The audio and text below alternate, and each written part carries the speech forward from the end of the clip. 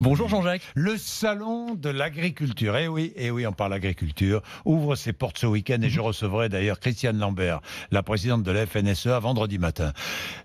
Ou plutôt le salon de l'aguiculture, Ouais. car la technologie s'invite de plus en plus au cœur des exploitations agricoles. Même les champs deviennent connectés, Ouais. ce qui permet notamment de produire de façon plus efficace et surtout, et c'est vrai que là, les progrès sont considérables, de limiter l'utilisation d'herbicides et de pesticides. Mais bien sûr, l'idée ça va être d'injecter de l'intelligence dans les champs plutôt que Et d'y oui. injecter des produits chimiques. Donc sur le papier, c'est plutôt une bonne idée. Et il y a plein de startups. Alors il y a une startup nantaise notamment qui s'appelle Winat, qui a mis au point des petits capteurs électroniques qu'on va installer directement dans les parcelles. Ça prend la forme de petits tuteurs qui sont bardés d'électronique et de capteurs divers et variés et qui vont faire remonter directement vers le smartphone de l'agriculteur tout un tas d'informations stratégiques pour l'aider à prendre des décisions. Ça va être la pluviométrie, l'hygrométrie, les risques de gel quart d'heure par quart d'heure dans une vigne, par exemple. Ça, c'est des éléments très importants. L'analyse des sols, enfin plein de choses. Et à partir de ça, l'application va dire à l'agriculteur, c'est maintenant le moment optimal pour arroser, pour semer, pour récolter. C'est à cet endroit précis que tu devrais mettre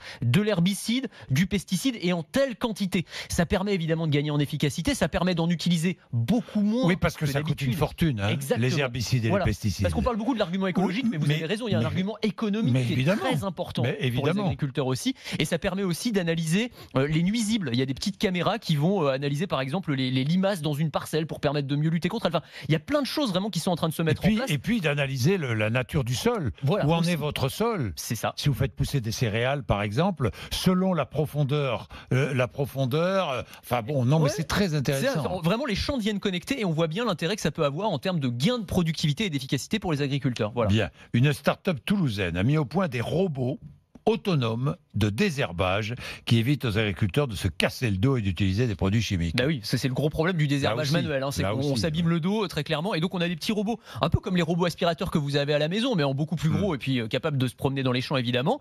Ils se promènent dans une parcelle, ils sont équipés de caméras intelligentes qui sont capables de faire la différence entre une mauvaise herbe et puis le végétal que vous cultivez. Et ils ont un système de herse, de racloir, et ils vont et récupérer les mauvaises herbes comme ça. Et quand ils ont fini leur tâche, ils envoient un petit SMS à l'agriculteur qui a plus besoin de se fatiguer. Voilà. Alors après, c'est des investissements. Il ne faut pas se cacher que tout ça, ça coûte très cher. Donc il faut réfléchir en termes de retour sur investissement. Mais on voit bien, encore une fois, l'intérêt que ça peut représenter pour les agriculteurs. Une autre technique de désherbage, écoutez bien, l'électrocution. Alors ça, je connaissais pas moi, mais effectivement, c'est quelque chose qui est présenté sur le salon. C'est une alternative au désherbage classique chimique. C'est le désherbage électrique. Donc ce sont des tracteurs qui sont équipés d'électrodes, qui vont passer dans les champs. Ils sont équipés de caméras aussi, donc qui vont détecter la présence d'une mauvaise herbe. Et on va envoyer un choc électrique qui va aller jusqu'à la racine et qui va la détruire en moins de 30 minutes. Oui, parce que l'électrocution, c'est la mort. Hein. Ah oui, On dit toujours, si on prend un peu le courant, je me suis électrocuté. Non,